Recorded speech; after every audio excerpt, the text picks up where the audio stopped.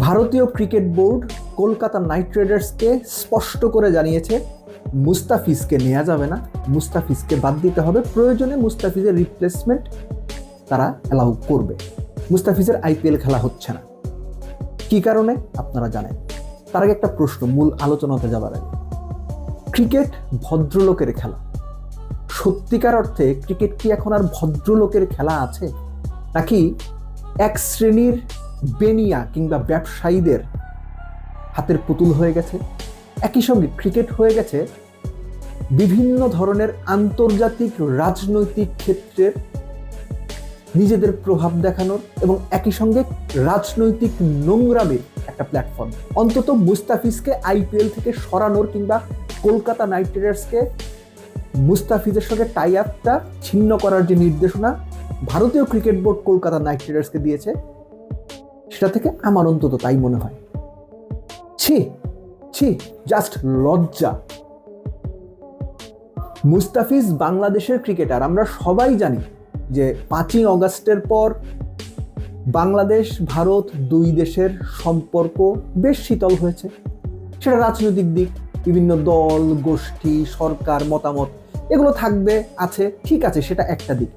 কিন্তু এই যে এত ঘটা করে মুস্তাফিজকে নেওয়া হলো কেন? মুস্তাফিজের সামর্থ্যের কারণে, মুস্তাফিজের পারফরমেন্সের কারণে। কিন্তু যখনই একদল বিশেষ গোষ্ঠী মুস্তাফিজের বিপক্ষে লাগলো, কেন তাকে খেলতে দেওয়া হবে না? কারণ তিনি বাংলাদেশের প্লেয়ার। বাংলাদেশের প্লেয়ার কেন আইপিএল খেলবে? কি কারণে বাংলাদেশের প্লেয়ারকে অ্যালাউ করা হবে? রীতিমতো হুমকি ধামকি শুরু হলো, রীতিমতো এমন একটা পরিস্থিতি তৈরি করা হলো যেন মুস্তাফিজ যদি আইপিএল খেলতে যান তাহলে আর রক্ষে নেই, ছাড়া হবে না। এক কথায় একটা যুদ্ধংদেহী মনোভাব। এই ঘটনা যদি আইসিসি ডিল না করে তাহলে কি পরিস্থিতি ভবিষ্যতে হবে চিন্তা করেছেন? কোনো একটা দেশে একজন ফ্র্যাঞ্চাইজি মালিক কিংবা একজন ফ্র্যাঞ্চাইজি কর্তৃপক্ষ একজন প্লেয়ারকে নেবে, সেই দেশের কিছু উগ্র সমর্থক বলে বসবে ওই প্লেয়ারকে আমরা চাই না, ওই প্লেয়ারকে আমরা দেখতে চাই না, ও অমুক দেশের প্লেয়ার নেওয়া যাবে না। নট নেসেসারি মুস্তাফিজ, যে কারো ক্ষেত্রে এটা হইতে পারে। এবং সেটা আইসিসি অ্যালাউ করছে, আইসিসি দেখেও না দেখার ভান করছে। কেননা ওই যে ভারতীয় ক্রিকেট বোর্ড করেছে, এখানে কিছু বলা যাবে না। ভাই, ক্রিকেট খেলা তো সেই ছোটবেলা থেকেই দেখি, আপনি আমি আমরা সবাই দেখি। এরকম ঘটনা কখনো মনে করতে পারেন আপনি? এই ঘটনা খেলা হিসেবে ক্রিকেটের ওপর রীতিমতো কলঙ্কের কালি লেপতে দিল। একই সঙ্গে ভারতীয় ক্রিকেট সিস্টেমটা কিংবা ভারতীয় ক্রিকেট এখন যে একটা বিশেষ গোষ্ঠীর নিয়ন্ত্রণে এবং পুরো গ্লোবাল ক্রিকেটটাই যে এই গোষ্ঠী নিয়ন্ত্রণ করতে চায় এবং ক্রিকেটের মধ্যে দেশ ধর্ম জাত পাত এগুলো নিয়ে এসে ক্রিকেটটাকে কলুষিত করতে চায়, তার একটা নিকৃষ্ট প্রমাণ হয়ে রইল মুস্তাফিজকে আইপিএল খেলতে না দেওয়ার ব্যাপারে, কিংবা মুস্তাফিজের সঙ্গে চুক্তি টার্মিনেট করার ব্যাপারে, কিংবা মুস্তাফিজকে দলে না দেওয়ার ব্যাপারে কেকেআরকে দেওয়া ভারতীয় ক্রিকেট বোর্ডের নির্দেশনা।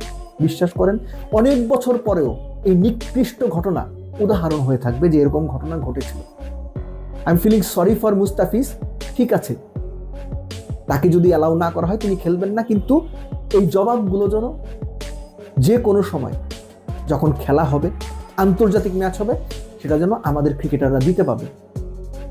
আইপিএলে না, টাকার ঝনঝনানিতে না, টি20 ওয়ানডে টেস্টে না, খেলার মাধ্যমে যে কোনো ফরম্যাটে বাংলাদেশ যেন জবাব দিতে পারে, এটাই হচ্ছে প্রত্যাশা। এবং একই সঙ্গে আবারও বলবো, এরকম নিকৃষ্ট ঘটনা ক্রিকেট খেলাটাকে রীতিমতো প্রশ্নবিদ্ধ করে দিচ্ছে।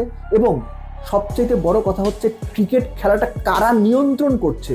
যারা ক্রিকেটকে ভালোবাসি আমরা বা ক্রিকেটটা পছন্দ করি, তাদের মনে ওই প্রশ্ন তো এখন তৈরি হওয়ার সুযোগ হয়েছে অ্যাকচুয়ালি ক্রিকেট আর ভদ্রলোকের খেলা নেই, বরং ক্রিকেটের মধ্যে রাজনীতি ঢুকেছে, আগেও ছিল, এখন সেটা নোংরাভাবে ঢুকেছে এবং নিকৃষ্ট মানুষেরা ক্রিকেটটাকে গ্লোবালি নিয়ন্ত্রণ করছে।